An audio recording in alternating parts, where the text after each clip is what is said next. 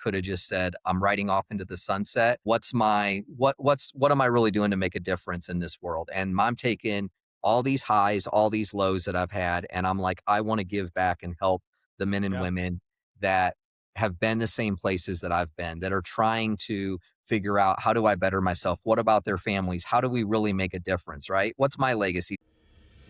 What happens when your worst fear becomes your reality? Hi, I'm Brent Cassity. Welcome to the Nightmare Success In and Out podcast, where we explore how to overcome your fears and nightmares to set yourself free. We're going to be exploring this topic with guys I was in Leavenworth with and others who survived their own nightmare. These stories can be inspiring, sometimes sad. There's some humor, but hopefully you can come away with a nugget of something that'll help you knock down some of the prisons you built up in your own mind. All right, welcome back. Nightmare Success In and Out. Listeners, this is where you come from. What happens when your worst fear becomes your reality? How do you adapt, survive, overcome, set yourself free? And folks, don't forget, I know I say this all the time, but don't forget to follow, subscribe, share this thing out, like it up, comment. It just really helps the show, and I super appreciate it. So, who are we talking to today on Nightmare Success? Well, today's guest, he didn't just serve 18 months in prison. He walked out with something to prove. Doug Feller he couldn't let that chapter define him. Instead, he built Superior Asphalt into a thriving Midwest company and sold it. But success wasn't enough because Doug knew something most people don't. Getting out of prison isn't the end of the sentence. It's the beginning of the climb. So he built the MyHarvest app, creating a roadmap for others coming home to rebuild their lives the right way. From federal prison to entrepreneur to impact. This is a comeback story you don't want to miss, and I can't wait to jump into all this. Before we do, I want to recognize our show sponsor, Auto Plaza Direct. You know, who likes spending a couple of weekends walking car lots, looking for a car, then you spend 4 or 5 hours in the dealership to buy a car. It's kind of like a root canal appointment. Well, there's a better way to take away all that pain and hassle getting a car. It's called Auto Plaza Direct. They're your personal car concierge. Just tell them the car you want, what you can pay, and they'll go find that car for you. They'll negotiate your best price. They also offer you warranties and finance, all full service.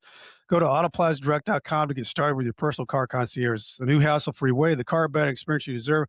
Auto Plaza Direct. Tell them Brent from Nightmare Success sent you. Folks, I want to share with you a powerful and moving new book you won't want to miss. My Name is Saffron. Voices, silenced, stifled, and taken away by author Saffron Gustafson. This isn't just a story. It's a journey through resilience, survival, and reclaiming your voice after being silenced for far too long. Saffron's story takes you inside the hidden struggles, the pain, and ultimately the triumph of refusing to be defined by circumstances. As Saffron was putting the finishing touches on her book, the prison she had just been released from, Federal Dublin FCI, was permanently closed because of sexual abuse of the women prisoners.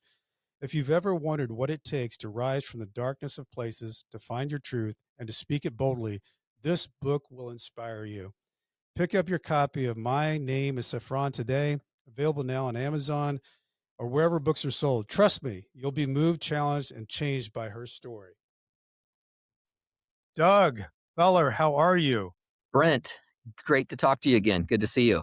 It's good to see you. I am just absolutely fascinated with your story because, you know, when someone goes through what we went through, you know, having a business and really being all in and growing something and then losing it all. You know, Yeah. a lot of people think that going to prison is the end of the nightmare, or it's the beginning and the end of the nightmare. But what a lot of people don't understand, and what you are in the midst of showing people and helping people with, is getting out of prison is what a lot of people just don't plan for. They just think, it's great. I'm out. This is fantastic. I made it. And then the hurdles and the barriers begin. And this MyHarvest app happened because you actually found success after getting out of prison, which a lot of people don't. And I wanted to go in and talk about that. But before we do, Doug, just give us a little bit of background. Where are you from? I know you're in Springfield, Missouri now, which is my old hometown. Where'd you grow up? Well, mom, dad, siblings? Grew up Valparaiso, Indiana area, so northwest Indiana, just Uh, outside Chicago. Grew up on a farm. Had two great parents. had an older brother, older sister.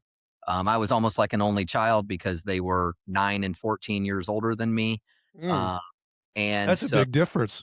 it's a big difference. It was. But you know, I didn't, nothing was handed to me. I mean, I was taught the hard work of living on the farm. It's not like I had a silver spoon or something in my mouth. And but that was my upbringing. Good Christian values, and just hard work, and that was it, right? And I created my first company. I started like cutting firewood and delivering it to around Chicago and Northwest Indiana area, and had kind of my own firewood business. I mean, as before I even had my driver's license, I had a kid that would So you drive. had a hustle way back Yeah, then. I did. I always had a hustle. I mean, for sure. And that's how I bought my first car. My parents didn't give me money to pay for it. I did.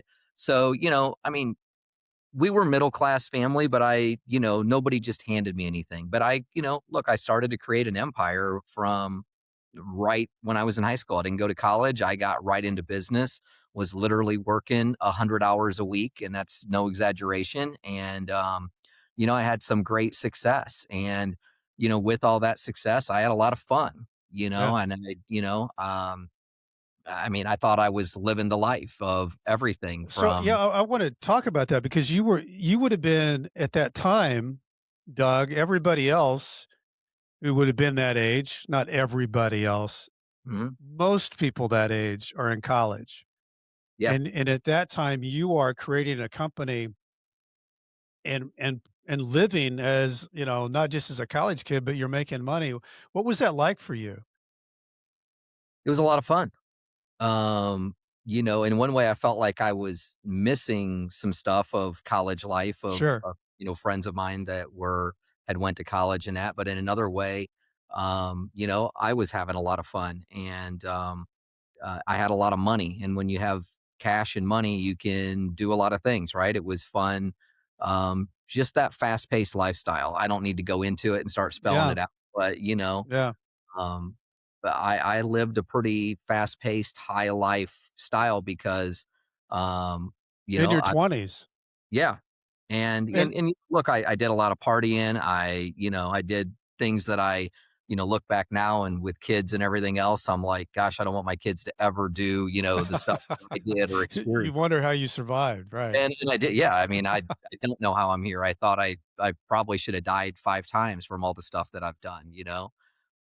So again, I'm not proud of that, but that's part of like my life. And so I know what that's like. I know what addictions or the hustle and the other things are like in your life. And I was, I don't know if you want to call them demons or not, but it was, look, there's all these things out there in the world that kind of take you away. And I'm not trying to go down some, Yeah. religious, spiritual thing with that comment initially. But, I mean, I knew the difference between right and wrong. It's not like I grew up that I had some broken household. And, that's a thing that I can't understand with a lot of other individuals. Like, man, you feel like if you don't have loving parents or you don't have, you know, you just grow up in other parts. I mean, I can't relate to that, but I can definitely relate to, you know, building myself up from nothing, having everything, losing everything, losing all Yeah. of it, no fault of but my own, right? Yeah. And having to start back over again. And you're right, when you talk about nightmare, the nightmare actually started when I was like, you think it's the nightmare when you're going through everything of fighting a federal sentence or any type of sentence that you're going through, or then while you're away, and you're sitting there without your family and kids, loved ones, or you're barely getting to see them. But man, when you get back out, like the deck, the cards, they're stacked up against you completely, and that's when honestly the real nightmare starts. And I didn't realize that until I had to experience Yeah, that. well, you don't because there's no way that Yeah. you end up in a place you never thought you were gonna be, and then you end up, starting on the starting blocks with something that you never thought you were gonna have to deal with, and there's no real, you know, unfortunately, but something like what the MyHarvest app and other things, there is no book that says, "Here's how it's gonna be." you're living it as it comes. When you had that money that you created, Doug, what was the company? What was it logistics? What were you Yeah, yeah, doing back then? I mean, I was into a lot of stuff, but my initial, I've been a serial entrepreneur my whole life. I can't even tell you how many companies, before I went to prison and honestly since I've gotten out, that I've started usually from scratch. So, I mean, I've been involved in just so many facets. For me to start going down every one, it would be three, I mean, we could do a show on each one. I mean, but Well, it was, I think there's something interesting though about people who are able to create businesses, and I think so many times over and over you read the books of the people who create. Um, there's something with the mindset that a lot of people don't do something that they fear because it's the unknown. With entrepreneurs, you have to jump into the unknown. You have to take the risk, and you almost build the airplane on the way down. That's a mindset thing that you can't necessarily teach someone, but I've found that over and over and over again, there's something where people are wired in a way that I don't know, unless somebody tells me that I can't do this, I'm gonna do this for as long as I can go, and maybe it'll become the biggest thing that could ever be. And it takes people like that to actually make change and impact. So let's go to Doug. Everything's going along. You're moving through the life, from the farm to making money. When does the nightmare land on you? the nightmare landed on me in 2006 is when I got like an initial knock on the door. And that's when an investigation started into me for, tax evasion, fraud, all of that stuff, and money laundering. And so those were my charges was tax evasion, fraud, and money laundering. And Was the knock on the door a surprise, or was this something you were fearing that no, was it gonna happen? It was a surprise. Actually, I had quit everything, thought everything was done about a year before because, I had met my wife, said, "Man, I'm gonna like, I need to change my ways." When I was, more single and wild and crazy, I felt like, I could do whatever. Right. And, and I'd had a marriage before that too, but like I didn't care at that point in my life. I had finally now been like, man, I got to get my We're gonna crap. settle down. I Yeah. got to settle down. And, so I had quit and thought everything was like straight, narrow for like about a full year.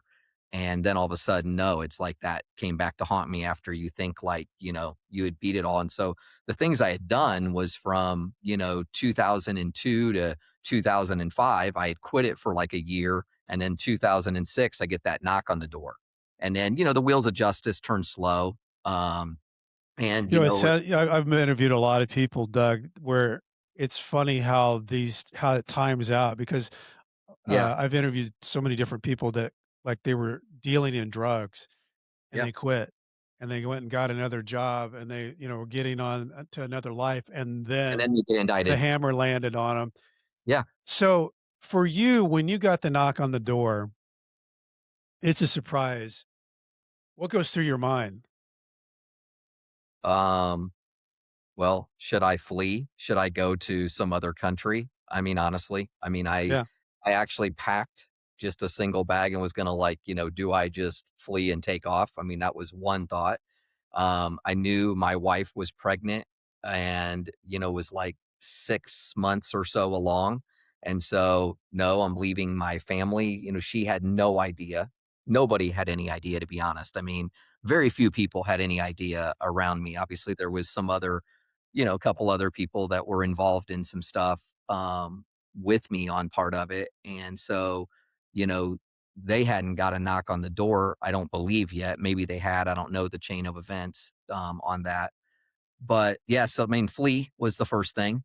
Um, Thought real quick, I don't need to. Obviously called one of my attorneys that was Which regular. usually doesn't work, by the way. I've interviewed somebody No, that it's not yeah, released yet, but he was the guy that, founded, like, you see Coventry Direct and all those he yeah, back in the '80s, he created the whole settlement, insurance piece, and and he was huge, and he did leave, and he went to Panama, and it only lasted 6 months. Yeah, Interpol and everybody else caught up with him, and he was taking his kids to, some kind of practice or dance practice or something, and they got him, and it was worse than it would have ever been. yeah, yeah. So I But mean, I it did. does cross your there's a lot of things that cross Right, your and mind when you're honestly, dealing that with crossed something. Yeah, that was the first thing that crossed my mind, and I did pack, I mean, a small bag. Like, I yeah, mean, it was like, take nothing, leave you know what I mean? Just yeah, go. I didn't do it. I didn't take any step to go forward, but I mean, that was an initial thought. And, but then you start that whole long process. And, I didn't know if I was going to get maybe a slap on the wrist. I knew I could have got, 8 years. I'm a first time. I have nothing on my record, no other right. previous thing. Um, and, look, the wheels of justice turned slow. And it was like 4 years later before I actually like got indicted. And so, Wow, so you you know, you went through 4 years of just The Walking Dead. Yeah. oh man, it was that was horrible. You know what I mean? That Okay, was so you said something earlier that now had you just gotten married or you were gonna get married? No, I had just gotten married. I'd gotten married in '05, Okay, and so I was planning on like, man, I got to stop this stuff. I was thinking that in '04, but yeah. then I married in '05, and that's when I like then did quit. You So know, your wife is all in this with you. well, she is, but she isn't because we always had filed taxes separately, or I shouldn't say Okay, always. We had just gotten married, but like, she had no involvement, not involved in any of my LLCs, none of the yeah, different, businesses or endeavors. When I started to get investigated, all of that was very clear. Even my yeah, ex-wife, she had no involvement. They came and questioned her and did everything. I don't even know the extent of that, to be honest. yeah, But I know that, like they started to do all of their research and they found out look, yeah, his ex-wife doesn't know. She's taken out of this. My current wife had no idea the things I had done was before we were even married. And so she had no idea. But look, they still want my assets, right? You know what I mean? They right, it does change her life. Right, change that. yeah, Look, all your friends started to like scatter because people don't want to do business with you, even though I had right, done so much legitimate business. It's not like I had, and I'm not trying to knock something here, try to act like I'm better, but it wasn't a Ponzi scheme. It wasn't like there was, all this, it's not like everything I did was fake. I mean, I had right. tons There were of real legitimate, things great, going on, real helping business people that with I'd made things, a right. lot of real money. It's just Yeah, like this was a part of one thing. And so, but everybody, no matter if you have legitimate business and had done everything or not, scatters. You know what I mean? sure. Like, I mean, yeah, there's a few people that stick around or, People too. Doug, that's the other thing, a part of it is that they talk to people, it scares them, they think if they, you know, and it could still get does. wrapped up, and some people do get wrapped up, that's the thing. It's not really just to be scared, you can get wrapped up in a federal there's so much power and so much fear that goes on, and they have so much of the weight of authority to be able to do whatever. It scares people to paralysis, and I get that, I understand that, but it still makes you feel like you're on an island. Yeah, and I mean, and it still does today. That's the other part of that nightmare, right? Is Yeah, that it still does today. There's people that like, even though it's been, gosh, what now, 15-ish years almost since I've been out, and yeah, created lots of great things for other people, other great business, so on and so forth. And you still find people that are like, oh man, oh, you've been to prison? You've got a oh, you know, yeah. they just don't even wanna touch you, and so, you know, I don't know, it's just that Well, stigma that stays with you. it's a hell of a Need stigma, that and I it's need that something that more. it Yeah, is something that you wear around your neck for the rest of your life, and yeah, there's certain things that happen that, it's legal to discriminate against you. So it's not illegal to discriminate. They can discriminate against you for being a felon, not to get a job, or discriminate you to not get housing. So it's actually legal. They can discriminate you for not getting licensed to be, an insurance person or real estate. So 4 years goes by. W Were you ever thinking that you would go to trial, or was it always just trying to figure out where this was gonna go so that you could do or was yeah, offered a plea it was agreement? always trying to figure out where it might go. Yeah, I was racking up tons of attorney bills and, yeah, that cost me a fortune, but I was honestly, I was trying to like live my life in the middle of that. So I still had lots of other businesses. I won't get into all of those, but I mean, hair salon, shoe store, energy drink, towing company. I don't know. Did I say tanning salons? Tanning salons here. I mean, just on down the line, I've had lots of different businesses. And um, the other thing that I did was I'd been in the entertainment business and I created a music festival. And, I actually then, I didn't know I was even going to like that there was this sealed indictment coming down on me. I had no idea of knowing. And so I'm thinking, man, I'm going to create this music festival and it's going to be in June. It's on Father's Day weekend of 2011. It's called Show Me Music Fest in Springfield, Missouri. I mean, a huge thing. There ended up being 30,000 people each Oh day my there. gosh. Tim McGraw as a headliner. I had, I mean, you start naming all the acts there. It was a mixture of, um, I had Train, I had One Republic, I had Little Big Town, I had, Big and Rich with Gretchen Wilson, I had Yeah. REO Speedwagon, I had Sawyer Brown. I mean, so a mixture of like old country, new country, Yeah. even mixed with like some, more, Right there in the Queen City of the green. Ozarks. Yeah, yeah, and, there was camping, there's all this stuff. It was a first-year festival, but it was a huge deal, so I was putting this whole event on, and, I planned it from the start, and I planned it, like, 8 to 9 months before, that it actually happened. It's not like I planned this 2, 3 years. I was like, "Man, I'm gonna put on a big music festival here in Springfield." Had no idea I'm gonna go away, and so Right. this was probably August that I thought about doing this. Well, I got indicted in, like, I think maybe November-ish or something, if I'm not mistaken.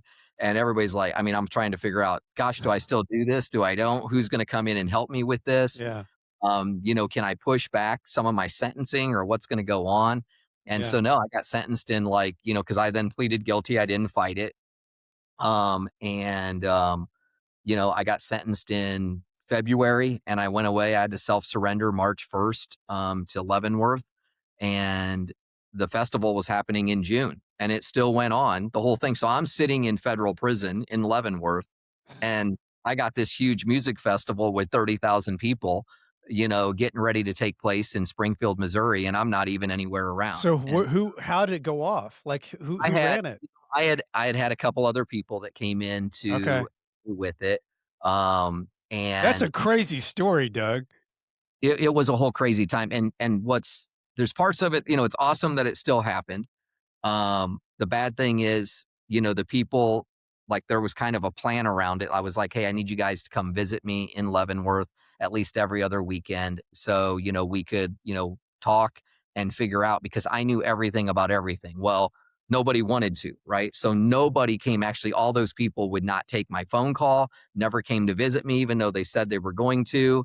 And the festival was in one way a success, in another way it wasn't. If you know anything about music festivals, the first year they usually don't make money. They Yeah. usually don't go as big as what that one is. They don't start making money until second, third year. It's just like any other business, right? Mhm. And so it was successful, but yet it was not successful financially. I think there was a loss of about $400,000 on it. We had like a $4 million bill of to put it on that first year, Right, right. and so there was a loss of money on it, and everybody was you know not happy with each other and trying to blame somebody like, oh, it's your fault because you're the well, everybody knew I was going away, so it wasn't my fault. Nobody would come see me there. So, I blame everybody else that was I put in place to kind of make it happen for me Yeah. because they thought they knew everything and could go do it. And I'm the master plan with it. And I'm the guy that had actually, Right. made everything happen to that point. But yet nobody wanted to come see me because they were scared of it. And so and it's not, yeah. So that's Oh, it's another. that is crazy. But the show went off, had The lots show of went off. people. It It's was just that huge you happen success to as be at far as number of Leavenworth. people. Yeah. Yeah, yeah, it was a number of people that attended, and all of that was a huge success. So it's not like it's like, oh, this festival didn't now happen, and people are out money or something else or anything else with it. But yeah, that's I'm sitting here reading articles and finding out about stuff and Yeah. hearing it even on the radio. Because I had done Yeah, all because it would these. have been a big deal for Missouri. Oh, it was a Yeah. big deal. I had done over a $500,000 media trade with like Cumulus Radio, and I mean I Yeah. had huge sponsors. Toyota, I got a free car out of it from Toyota. Tim McGraw gave away another truck on stage for Toyota. Yeah. The general insurance was a big sponsor. I mean, you go on and on. We had tons of sponsorships and huge things. That is Um, wild. so all that And happened you while were I was and you were playing. sitting there in Leavenworth. I'm Well, sitting in I wanna Leavenworth, I events wanna going on. talk about, how you what you were thinking, how you were doing, everything, your mindset going into Leavenworth. Before you do, I wanna take a break. A lot of people don't know how they show up online. Many individuals think that there's no hope when it comes to managing your reputation on Google. Whether you're building a reputation from scratch or you're repairing search results after a negative news story, Discoverability is a company that can help you. Discoverability can also help you how you're portrayed on popular AI services like ChatGPT. To learn more, visit discoverability.co. It's not .com, it's .co. Listeners of Nightmare Success can take $100 off with coupon code Nightmare Success. The Nightmare Success podcast is sponsored by the White Collar Support Group, the world's first support group devoted to people navigating the white collar criminal justice system. I'm a member of the White Collar Support Group, and I can tell you this is a bunch of people who help each other through the criminal justice journey for free. Whether you're just starting your journey or you've made it through to the other side, this is great space for you. You can join us on Zoom Monday, 7 p.m. Eastern Time. For more information, go to prisonist.org. It's prisonist.org. Okay, Doug, all this craziness happens. You've tried to keep yourself busy before you go in, Yeah. and then you've got to voluntarily surrender, which is always such a strange thing to just show up. You and I voluntarily surrendered to the same prison. So, what was going through your mind standing at that gate that day? I honestly don't even remember what was going through. I really don't. Remember I was early in the morning when I had to self surrender, and that morning my wife was still asleep in the bed at our house, and I'm like, kissed her goodbye and told my dogs goodbye. Um, Kids were too young to know anything. Obviously, I didn't go wake them up or anything. They were very, very young. Um, and yeah, you're just going. I'm going to. I mean, what else is there to do? I mean, I have there's no way to really prepare for it, I didn't No. know a ton of people. My attorney tried to tell me, you know, "Hey, this is what this is gonna be like, blah, blah, blah," but, um, yeah, I had no idea, I didn't know when I'd talk to them next or when I'd see them or any of that, so, I mean, everything everybody else knows, it's just, it's I What didn't was it know. like for you to going in? What was the entry in Uh, like? I feel like I have a lot of street cred in my life in a way, already because of, um just, people I know, circles I've ran in, stuff, the lifestyle that I led in one way. I had a lot of friends that I don't know. There was a lot of partying, a lot of stuff in my life, right? There was a lot Yeah. of private jets. There's a lot of all those things as well. This is pre going in, but at the same time, I mean, I was, I felt like I didn't have like major street cred, but I mean, I feel like there was, I didn't feel uncomfortable, is what I'm trying Yeah, to say. you No, didn't feel out of wasn't place, wasn't which scared. Wasn't Yeah, I didn't know who I was gonna meet, but immediately I started to meet, look, everybody, right? Doctors, lawyers, other yeah, business people. There was guys that, lots of obviously, drug related, crimes, a lot of drug dealers stuff in there.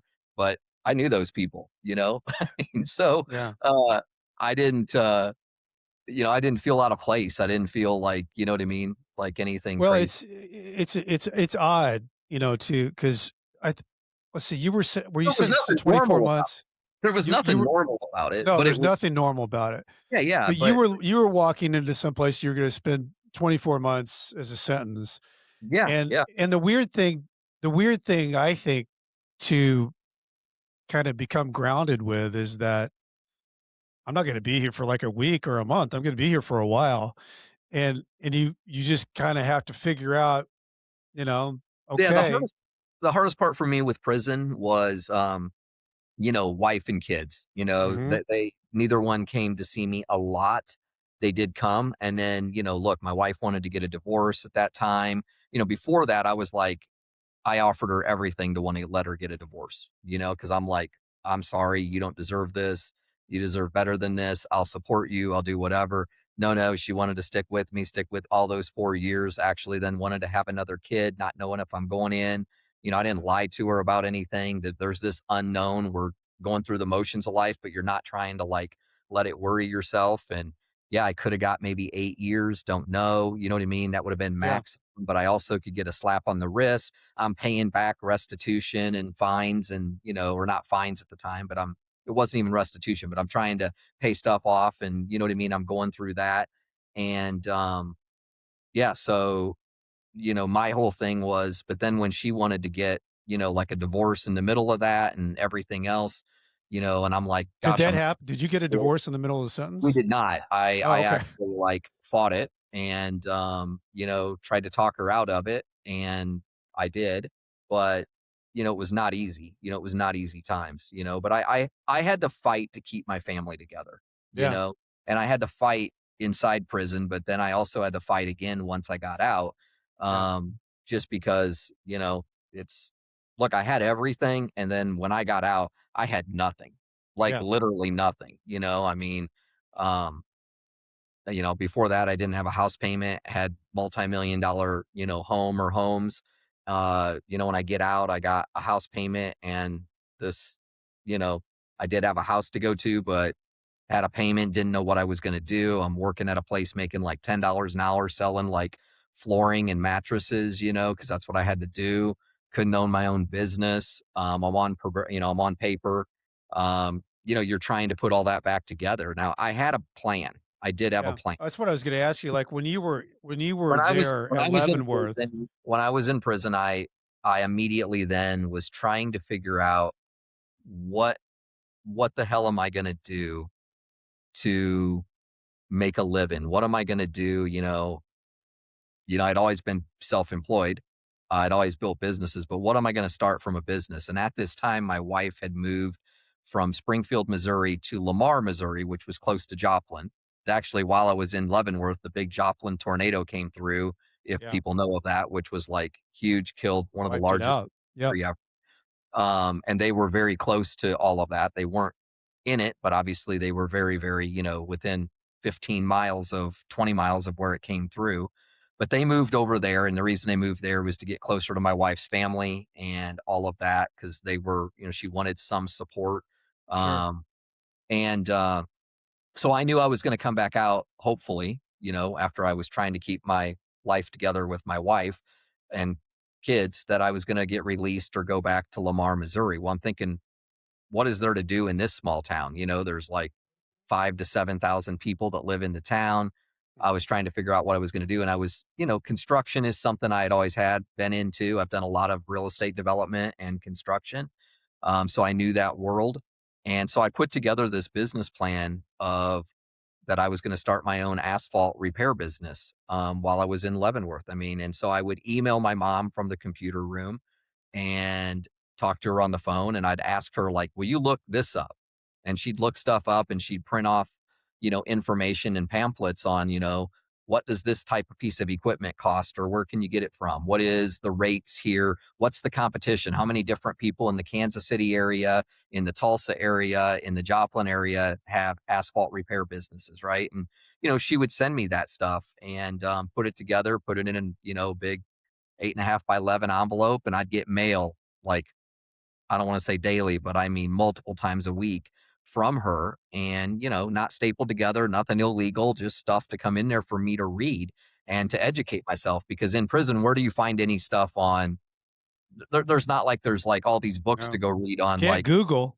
and you can't Google it. Couldn't do that from the asphalt business. So that was my way of having her Google what I wanted to know, Yeah. print off stuff, mail it to me. It'd go through the mail room. It'd all be looked at, scanned, whatever. And then I'd get it and I would read it. And so I put together a plan to start an asphalt repair business is what I did. And because I Well, thought from I there, yeah, go yeah. ahead. No, Yeah. I think I think this is, as a lot of people know that listen to this show, this goes on the Adovo platform that's in 1,400 prisons, and I think it's really good for people to hear, Doug, that you can start planning inside prison. Yeah. You don't just have to work out. You don't have to just, read And I books. did You all can those actually I plan. did those too, right? I mean, I did Yeah. that. Also used my other time to try to figure out what I was gonna do when I got out. And I looked at multiple business honestly, I don't even remember what all I looked at, but I know that pretty quickly I really honed in on, I think, the asphalt repair business from Lamar, Missouri. I thought, man, I can get to Tulsa in an hour and a half. I can Mhm. get to Joplin in 20, 30 minutes. I can get down to Bentonville, Arkansas in an hour and a half, which is Walmart's headquarters. I can get Mhm. to Kansas City in about an hour. So I was looking at like this little Yeah. triangle of where I could go and who I can service because I didn't want to do residential in a small area like that. First of all, I You don't wanna like do commercial. I Yeah. wanted more B2B. I didn't want B2C. I wanted business to business Mhm. relationship.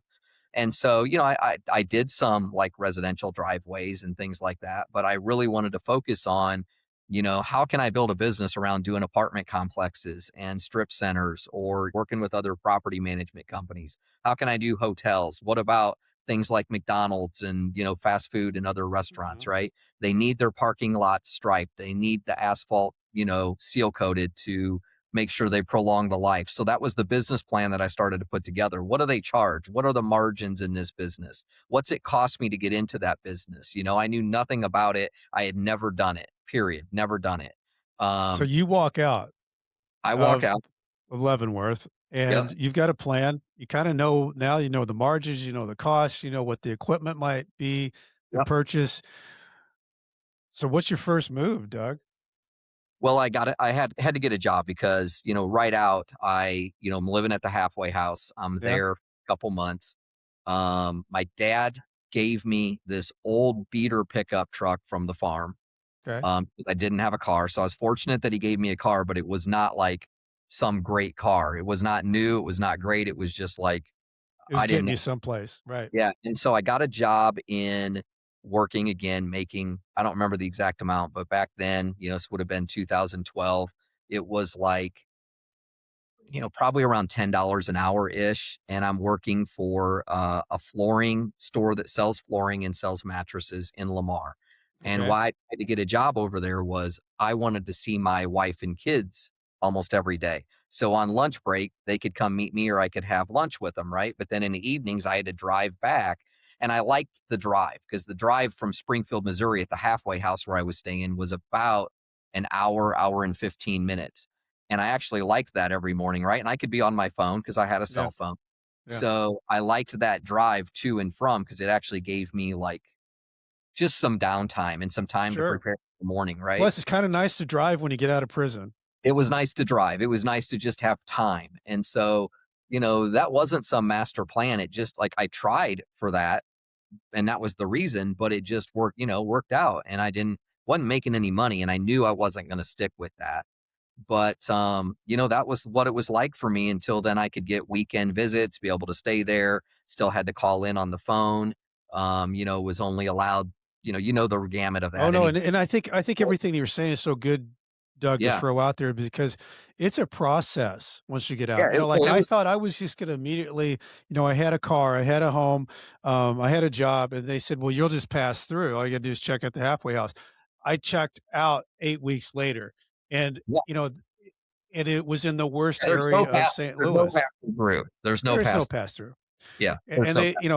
at the Dismas house in St. Louis, they took I think they were allowed to take 25% of your gross pay. So Yeah. there's a reason why they wanna keep you there, but it's good for people to know that you just don't unless have a really unique situation, you have to go to the halfway house. The halfway house has a lot of rules, things that you try to get passes so you can go see your family, you can go to work, all those different things that happen. Yeah, look, I Sometimes was. they show up at your job and that messes with things. It's just, Yep.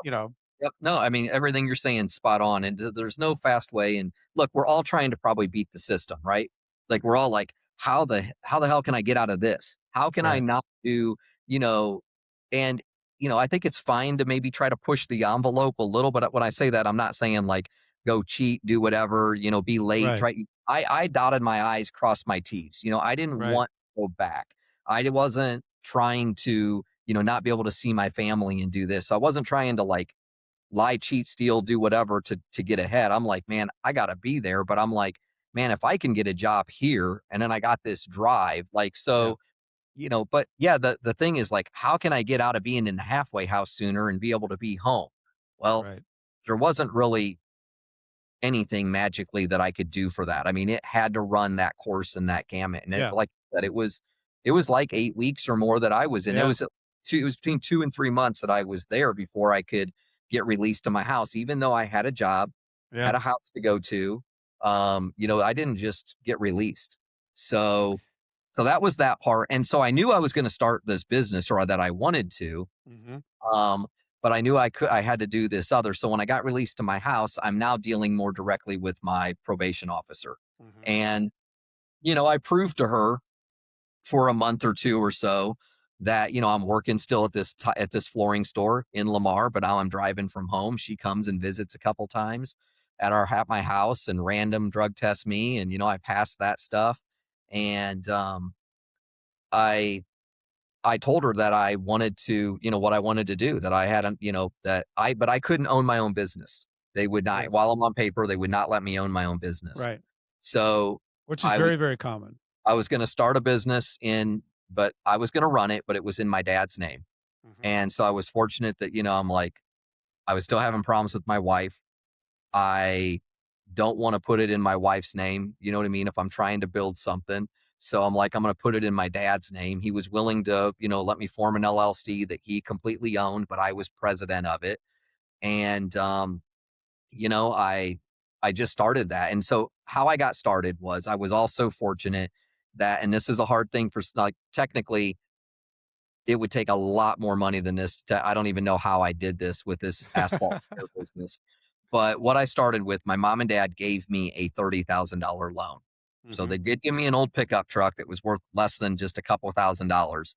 Yeah. And they gave me then a $30,000 loan. And so what I did with that is I bought a used asphalt truck up in Michigan for 25 grand. They drove from Indiana on the farm to Michigan to go get it. My parents now are in their like later Bless 60s. their hearts. They drove up there. My mom then drove from Michigan all the way to Missouri following my dad, her in the car, him in, this truck. The other 5 grand, I bought a line striping machine for about Yeah. 2,500 bucks, a Graco line striping. And then I spent the other 2,500 on some miscellaneous items, including like, a thing to do crack sealing to be able to put tar Yeah. down to then seal, cracks that are in the asphalt. And, that's what I started with. And again, I had no employees, knew nothing. There was a lady with only one apartment complex in Lamar. And I, my wife was cutting hair and she went and cut this lady's hair. And, I talked to her. I was like, it was one of the places I tried to hit because I saw that they needed their asphalt done. So I talked to her. I really didn't know her, but she asked me for a bid, gave her a bid. That was the first parking lot I got, was this Wow. smaller apartment complex in Yeah. Lamar. And, from there, I just started to I put an ad out. There was right down the road, there was some guys that did asphalt repair for other people, like more gypsies traveling around doing it. Mhm. I hired these 3 guys. They actually taught me how to do it. So they did that first job. I Like, love I it. get paid, they get paid, Yeah. and, it just started to go from there. And, you know, again, I've always been a hustler. I've always known people. I know how to start a business. Um, I'm a visionary, so I have some of those things there's a lot of things I'm not, but those are a couple things that I Yeah. am. And so the next step, the biggest thing that happened was a guy that was the former COO of Walmart. His name was Don Sauterquist. I knew him before I went in. Um, I got to know him with my shopping cart sanitizing system patent that I Mhm. had worked on that I told you about earlier in the show. And so, Don knew my whole story. And he knew that I was going away to prison. So after I was out about 6 to 8 months, and I was a few months into having this asphalt business, I called him and he said, "Hey, come meet me down at Mimi's Cafe." Mhm. And that was his favorite spot in Rogers, Arkansas to go have breakfast. And I'd met him there many times before. And so I went and met him and he helped me get into Walmart. And I started doing, in a couple states, and it started to kind of go out. And I was doing Yeah. small jobs. These weren't big jobs. This was like, hey, we got a 12 by 12 that's like caving in and we need the asphalt repaired here, or Mhm. but it started to lead to bigger jobs. Right. And so, I was fortunate that I knew him and that he knew me and the real person, but I also had to prove myself, right? I Well, mean, and the other thing too is, yeah, you can know somebody, but you gotta have the guts to call somebody, and you gotta yeah, be I able had to to have the guts perform. to call him. I also look, I said, and you started to say this earlier, I said to myself before I went in, while I was in, and I say it to myself every day that I'm out, I really do, that I know that I have this target on my back. I know that I have to spend every day of the rest of my life to prove that I'm not the person that did these other things, right? Mhm. I'm not trying to act like I'm high and mighty. I'm not trying to act like I'm haven't made other mistakes that so on and so forth. But I know that I have to prove every day that I'm not that person that did these other things because you do have that. It carries with you for the rest of Right, your life. right. So, people have to realize that too. It's never going to go away. And so you got to have very honest conversations with people. And there was a couple other businessmen that I didn't know before that I met. One big one in Lamar, Missouri, that owned a couple McDonald's, a handful of them, had some storage units, had and now owns hotels and other stuff too. He was a pretty prominent guy in that small town, and I didn't know him before I went in. But again, I went and had breakfast with him at Denny's, and that was one of the first things I said. And, he believed in me and gave me a shot to do his McDonald's and a couple other things. And, I mean, it takes things like that Yeah. You stick gotta your put neck. yourself in a position to Yeah. be able to have the opportunity. Yep. The how long did it take you, Doug, from the time that you were able to get that $25,000 pieces of equipment to when you're looking at, I think I might sell this thing." It was about a 3-year process. I mean, So you grew it I quickly. took that business from nothing. It did a major hockey stick. So about 6 months into doing Walmarts and about 9 months into being in business, I sent an email to Hobby Lobby. And because I knew that there was one in Joplin, I did some research and I knew that Hobby Mhm, Lobby owned most of their stores. They didn't just lease like a lot of other big box stores and people in a strip center. mhm. They would own the whole complex. And then Dick's Sporting Goods or Ulta or these other Right. stores that you'll see in next to Hobby Lobby, they actually rent from Hobby Lobby. I didn't know this prior. I learned it from doing my own Yeah. research. Kinda like And McDonald's. yeah, like McDonald's, they're in the real estate business, Yeah. right? They're not just renting from Right. McDonald's is a real estate company. They're not they're not a Huge fast real food estate company. company. Yeah, they're a huge real estate company. They're not a fast food company as everybody wants to think. Right. Um, and so I reached out to them through email and I sent an email that said, "Hey, my name's Doug Feller. I own Superior Asphalt in, I don't know if I said where I was at in Missouri. I don't remember the exact email. I remember it was a couple sentences. And, I said I do Walmarts in like 7 states. And I was interested in talking with them about, I knew their asphalt in Joplin, Missouri needed redone at that particular store. And that's Mhm. what I was really reaching out for. Well, the very next day I think it was an email back. I remember it was an email or a phone call, but they were like, "Hey, how soon could you meet with us in Oklahoma City? We'd like to talk to you." I'm like, Wow. okay. So a week after that, I'm in Oklahoma City sitting at their offices and I'm telling them, and I knew what to say. I'd been in business now about 9 months or so. And they asked me for pricing. I gave them pricing. And a week later, I had a contract to do all the Hobby Lobbies nationwide. Wow. And so I had to scale and figure it out. And I had to figure out where to get some loans from to be able to scale. How do I get more equipment? What can I do? I was already growing because of what I was doing with Walmart. And I also started to step a little bit away from some of the Walmarts because my payment terms with Walmart were not great. I knew I was going to get paid, but I wasn't paid as Right. quickly as I wanted to, right? It was about, 120-day terms, not the 30. And Hobby Lobby was 30-day terms, which was great. And they all Yeah, paid like that's great clockwork. cash The flow. 30 days was Sure. better than 90 to 120. Yeah. And so that's how I scaled that business. And honestly, that's what put me back on the map. You know, Oh my that gosh, yeah. that So business put me back on the map.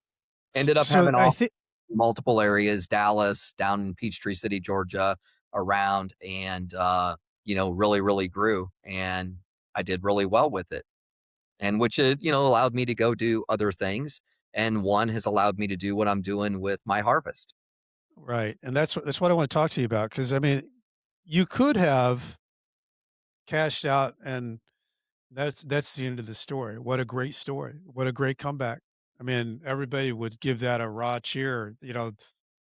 Doug went through hell, went through a nightmare, figured out by pulled up his bootstraps and created an asphalt company and took on the world. But the story doesn't end there. You have a passion, and it's funny, you and I met through someone because we share some of the same passions about this reentry piece of how do we help people the best way that they can be helped to be able to get the best start that they can get.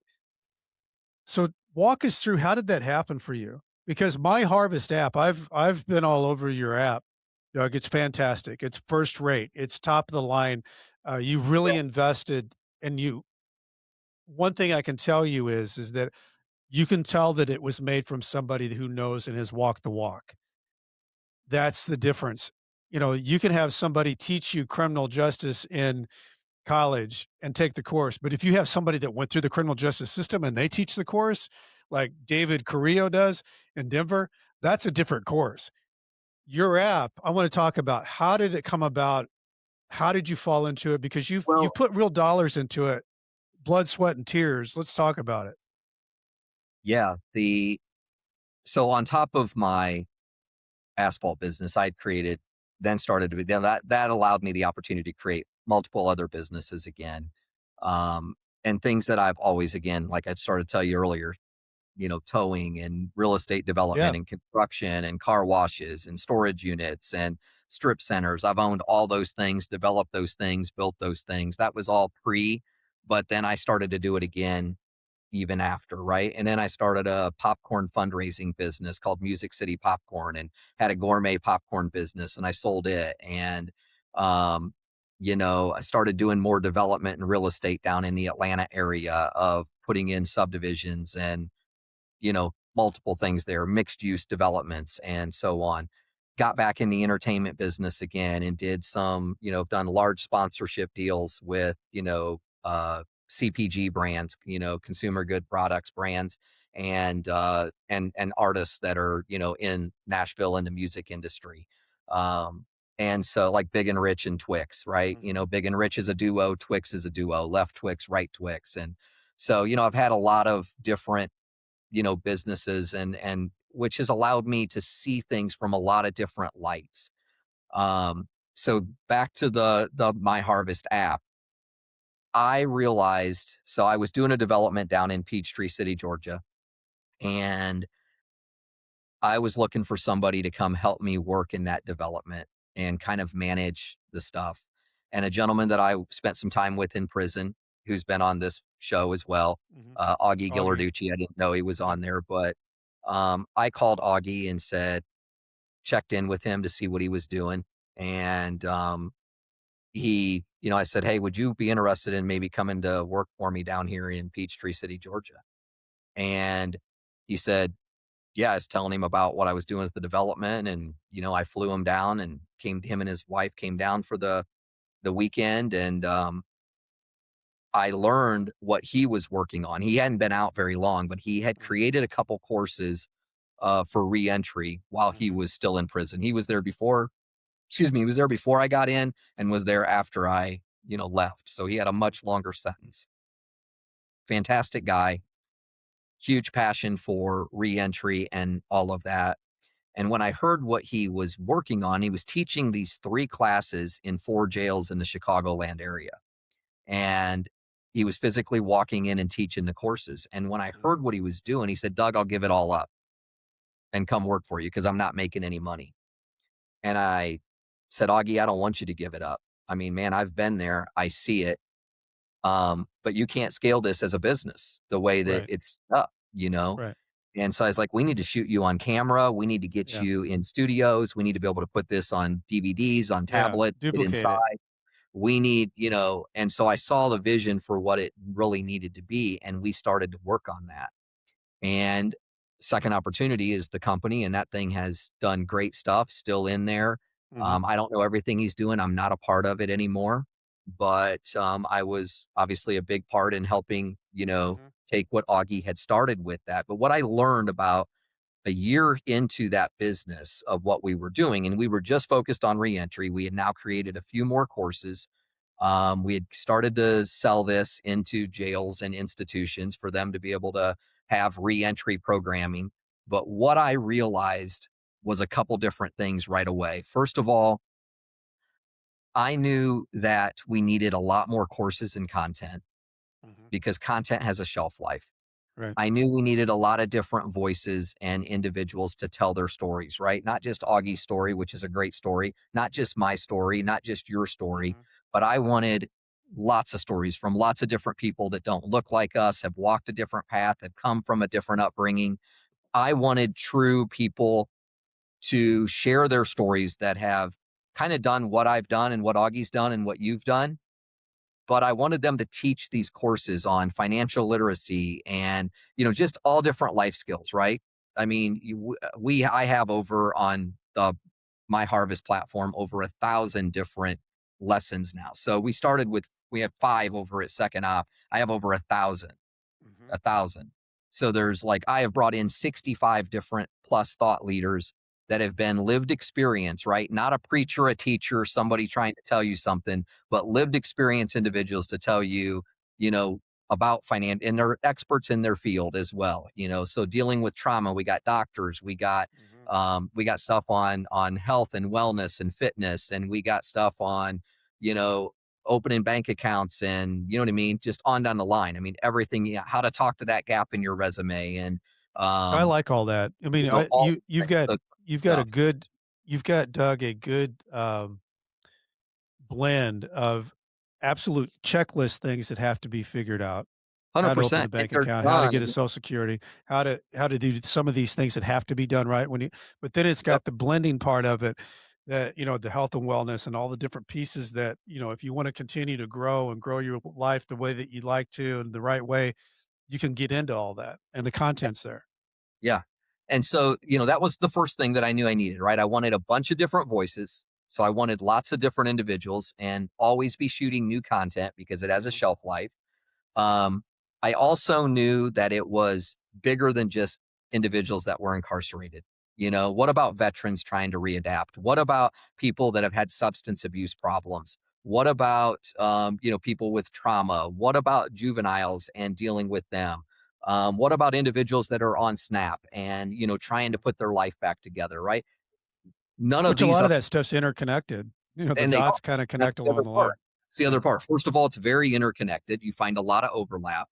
The other thing that you find is there's not a lot of difference between, what it starts with is hope and confidence, right? That's the things that I say first. It's all about that hope and that confidence. If you Yeah. don't have hope, if you don't have the confidence to go forward, you just don't have anything in your life. And I know that because I've been there. I've been there Yeah. where I feel hopeless. I've been there where I've had to really fight for that confidence to make those phone calls to Hobby Lobby or send the emails or call Don Sauterquist at, Mhm.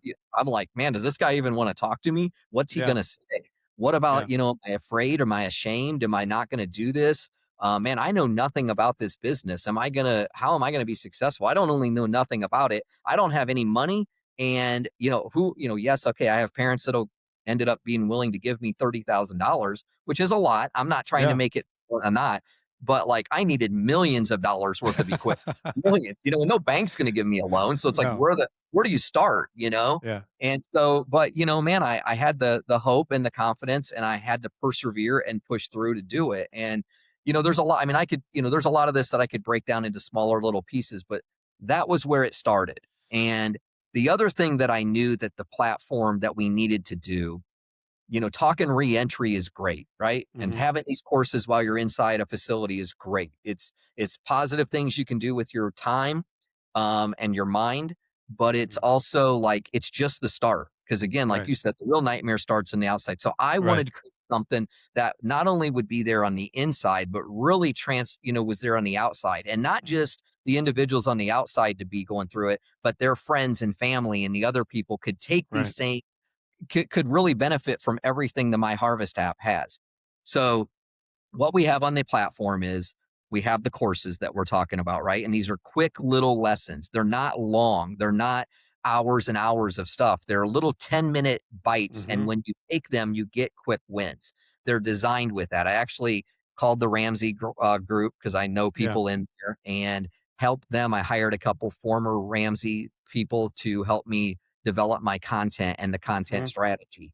And so our all of our courses, there's a very real structure to them, and they're very short. They're like 10 minutes long each one, but they're designed with quick wins. So that's kind of a main foundation of it. Well, and you and I talked about this on the phone. I Yeah. love the way that you've set this up. The 10-minute thing and with a little quick quiz at the just to make sure Yep. that you pay attention. Yep. But the quick wins is what you're talking about on hope and confidence. You gotta give somebody a little bit of confidence with a win so that they start feeling like, "Okay, I Yeah. can step into this. I don't know any of this, but I'm winning a little bit, so I've got more confidence to step again."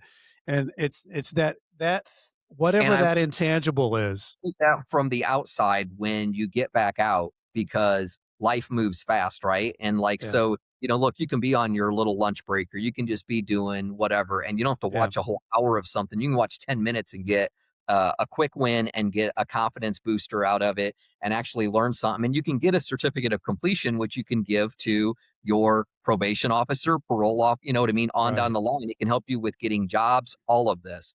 So the other big things that I knew that we needed that I learned right away about a year into what we were doing with Second Opportunity was that first of all, we needed all this content. We wanted more different thought leaders, not just one person. I wanted a whole bunch of different individuals, but there was so much that was missing. Like what about housing? What about help finding housing? What about help Mhm, finding jobs? What about peer support and mental support? What about all the other resources like you're saying of what do you do to get your birth certificate to right, then get your social security card to then get your right. driver's license, right? So we have on that platform, what I did is where there's over 3 million jobs available on the MyHarvest platform.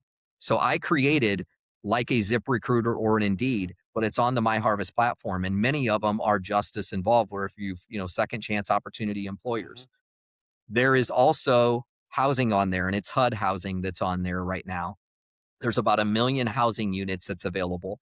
So if you're looking for housing when you get out, you can just look for it on the MyHarvest app. If mhm, you're looking for a job when you're out, you can look for it on the MyHarvest app. If you're looking for a course to help you to kind of figure out what do you do with talking to this gap in your resume or about opening up a checking account or just fitness, wellness, whatever, you can take quick little 10-minute courses. Those things also you can give those certificate of completions to, like I said, a probation officer, a parole officer, whatever, right? Like a job interview to show that's one of the things that I've been told. And I'll get to that in a second, but remind me to come back to what okay. I've been told about what business large corporations are loving about the Harvest platform. There's also a whole little social media element to it. It's all positive, good news. There's Mhm, a faith based part we've brought in. It's optional, it's not in your face, but the full Bible is on the mhm, platform. There's a prayer board, there's a verse of the day. These are that changes every day. These are things just to try to keep you aligned, right? And if you don't want the Bible thing, look, you might just want the courses. You might just be looking for housing or looking for a job. There's all you don't have to, but it's all there for you to use at any time when you need one thing. I wanted the Harvest platform to be all these different resources are out there and available somewhere. You can go over here to get help finding a job, help finding mhm. housing, but there's not one place, one platform that has all of it Well, together. And I wanted to and bring all that together. Doug, that is the big thing. That's the big idea. There's over 80 some odd people that are justice involved. 80 million people. 80 Yeah. million people. It's almost a third of the United States. The problem with justice involved people is it's all siloed. They're all over the place and some are doing this and some are doing that. What I like and what I see what your vision is to put an umbrella across the United States, put everybody in a one-stop shop, get Yeah. everything you need and be a social community and be everything that Yeah. because, Richard Bronson put together he was from Oakland Stratmont with, the Wolf of Wall Street stuff, and he was working on a deal called, was 70 million jobs, and the 3 things that people need. This was a huge survey that was done of justice involved people. Housing and jobs, and I don't know which one comes first, the chicken or the egg, and Hmm. community. And Yeah. community. And community is a big deal because, like in prison, you have community. Everybody's in the same shit. They're the same deal. You want a positive community too, right? And Right. that's the Harvest platform. Like Right. it's no politics, it's not a bunch of religion even in your face. I mean, it's Right. there. Those I think a spiritual part is important for people to keep on track. So I'm not trying to take away from I it, but th- I don't want to scare well, people off by it, right? It's not like no. there's so And, much and more to Doug, I think the other thing that could be really big about this is that as this grows, this job posting thing, if people are taking the courses and they're getting their certificates, then like CMC was Sean Stegman who connected us. You might be a lot more interested to hire someone who's put and invested time to better themselves and are eager to get to the next step. My harvest can be the seed that's planted for all these people who are looking for workers that desperately, and there's been articles written about poor, by and large, these people who are getting out of prison are good people to hire because they're desperately trying to look for an opportunity. More and loyal, work harder. 100%. And so when I was starting to create this, this has been over 4 years in the making of what I've done with my harvest. And you're right. I've put my money where my mouth is. I've put millions of dollars behind this to fund this. There's nobody else involved. It's just me. There's not a bunch of other grants or other money.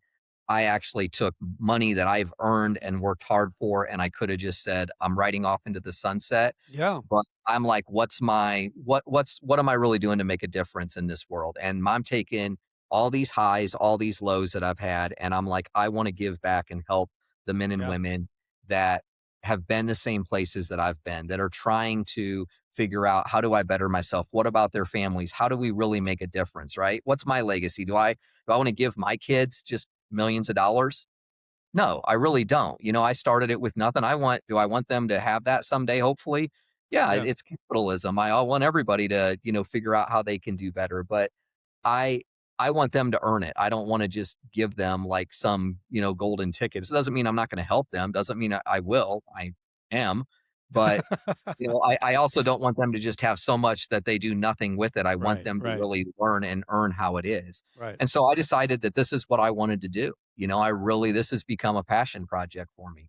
And back to your point about hiring people. So when I was starting this a few years ago, I reached out to a gentleman named Paul Shore. He is the chief people officer for Bass Pro Shops. So Bass Mhm. Pro Shops, Cabela's, Johnny Morris, the founder of Yep. Bass Pro, he is his main guy. And, he's got, look, that guy's, I mean, they got everything, right? They have a bunch of boat They manufacturing have companies. everything. Yeah. So if people don't know, they're huge. They're a great organization. But I reached out to Paul and he took a meeting with me. I didn't know him. It's not like I was like best friends before or something with him. And I told him what all I was working on with Harvest. Mhm. And I remember one of the first comments he said when he started to look at this. He said, "You know what I love about your platform and hiring?" Because I was talking to him about HR and, hiring people and what would they look for? What do they want? What are they doing with platforms like ZipRecruiter or Indeed? And he told me, Doug, what I love about this platform of Harvest is that the individuals that are on this platform are taking an initiative to better themselves in life. They're learning Absolutely. these life skills, they're learning these other things.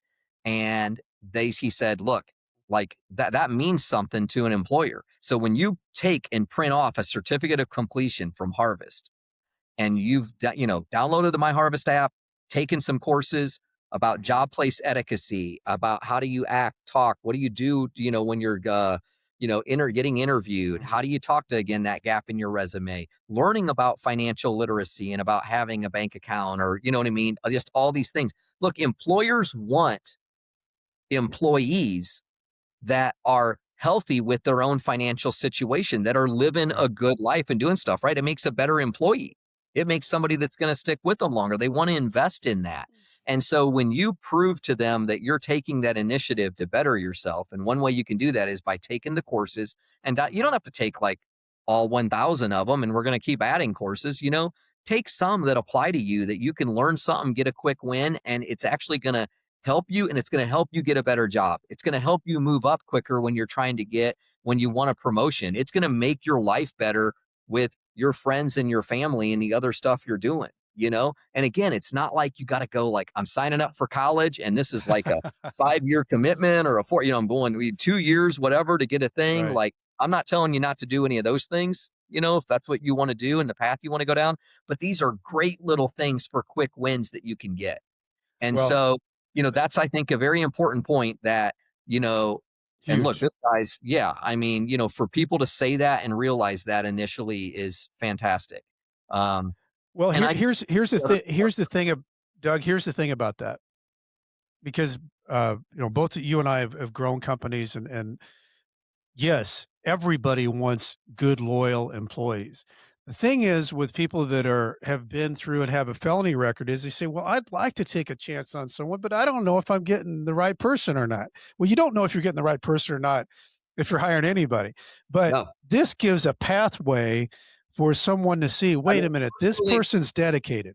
This personally, person's me now, dedicated. They're I trying to would rather improve. hire somebody that's been where I've been, honestly, for multiple Right. reasons. I mean, but I'm all about like hiring, obviously it depends on the job that you're trying It to, depends. what you're Just like hiring. as anything else. It's like me taking a chance on Augie, I mean, look, he had Exactly. big, big, huge financial crime, huge, was away for 15 years in his sentence. Yeah, I knew him, I met him there, but I could have been like, I don't want nothing to do with this guy. Right. No, I mean, I'm like, I look for the good in people, right? And I Exactly. mean, and so it's too easy to find the bad in anybody. So I look for the good in him. I saw the opportunity, and I'm like, I want, I want to give this guy, another chance. And and I'm glad I did. He's a great guy. He's done a lot of great things. He's given back a lot to help. And so that's proof in the pudding of continuing to, you know what I Yeah, mean? pay it forward. Individuals, yeah, pay it forward. So, Doug, I mean, for anybody to go check out MyHarvest app, it's very easy. I just downloaded it from the Apple Store. It's it's Apple or it's Google Play, it's download, it's it's free. it's it's just No super charge. easy. Yeah, Yeah, yeah, you just go there, super put easy. Harvest, Uh, yeah, put in my and all Harvest you got stuff, to do is download it, and you're in, and you're in. and You away can you just gotta go. put your email in, you put your email address, you gotta create a password, sign in.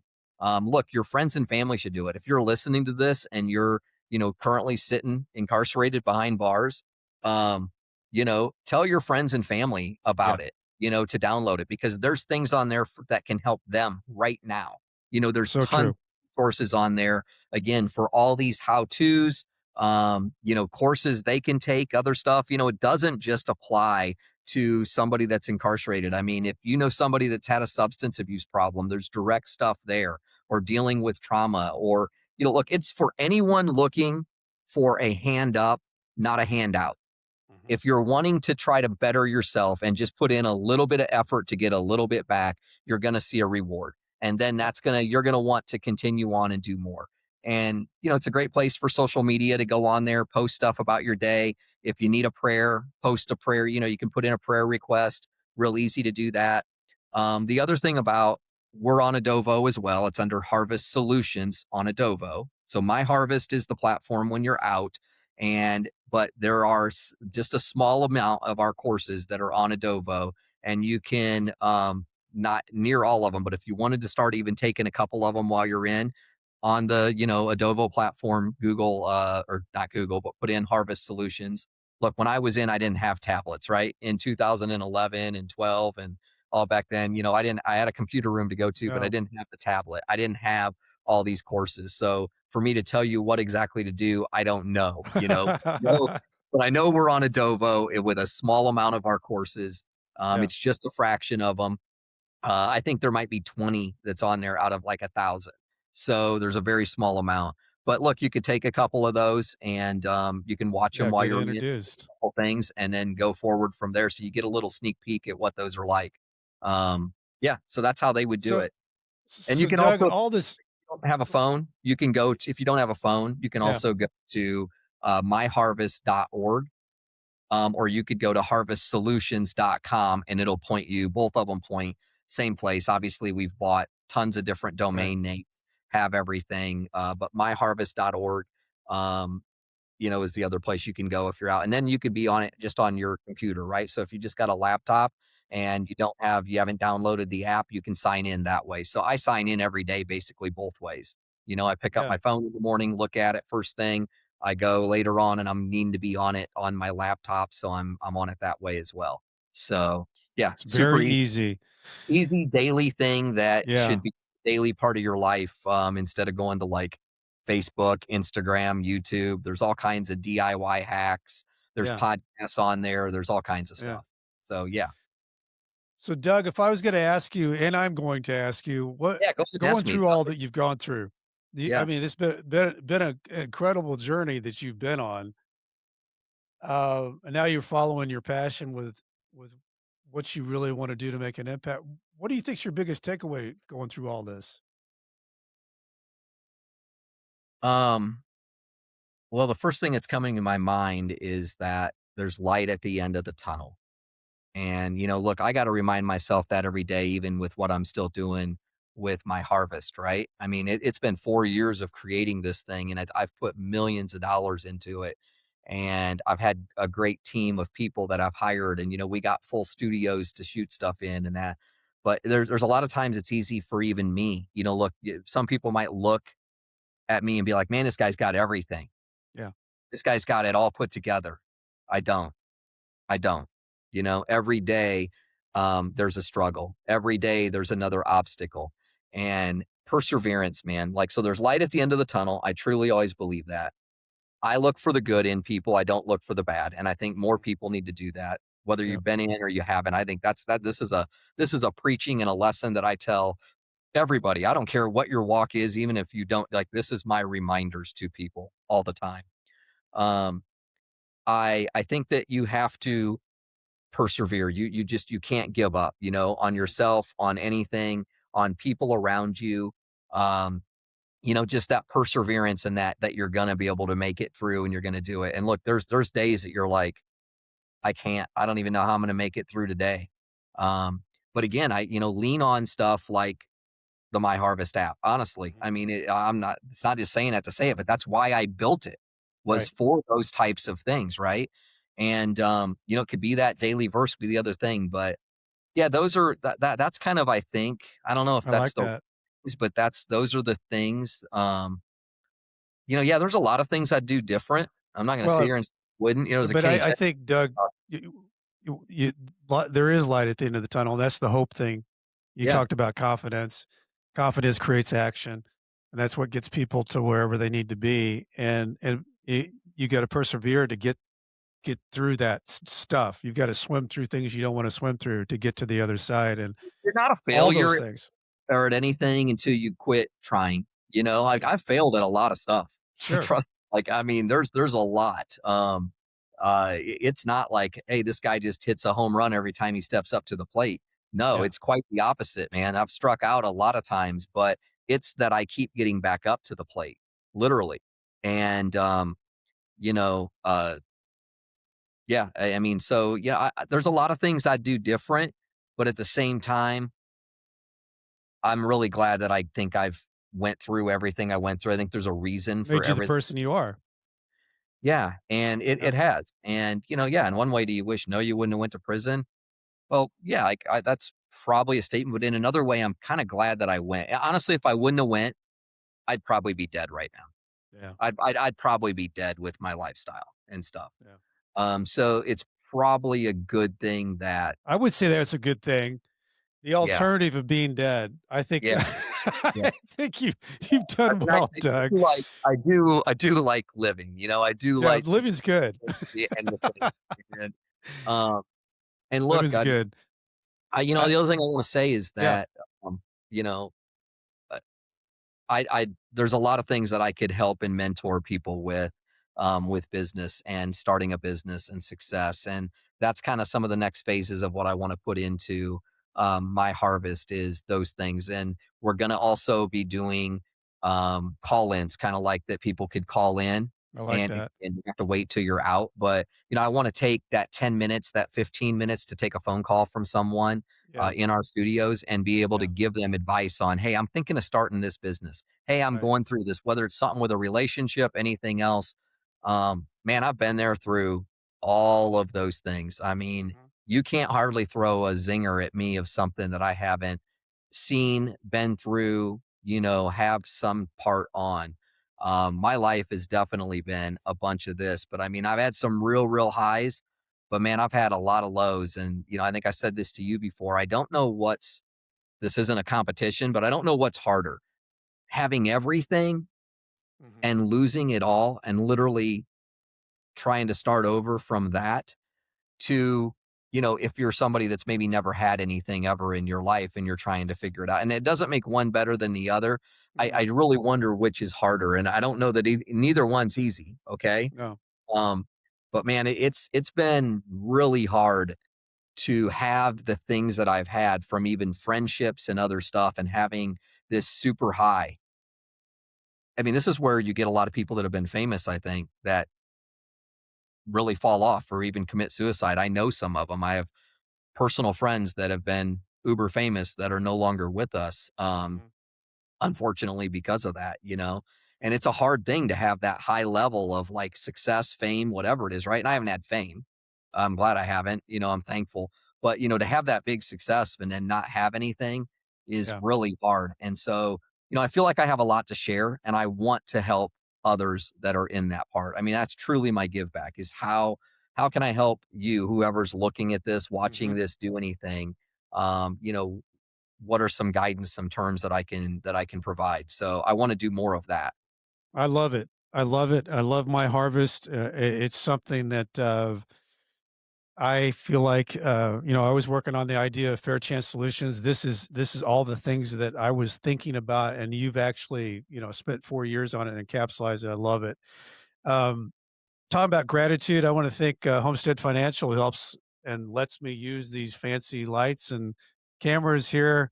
If you've got home mortgage needs, Greg Afdiev is your guy at Homestead.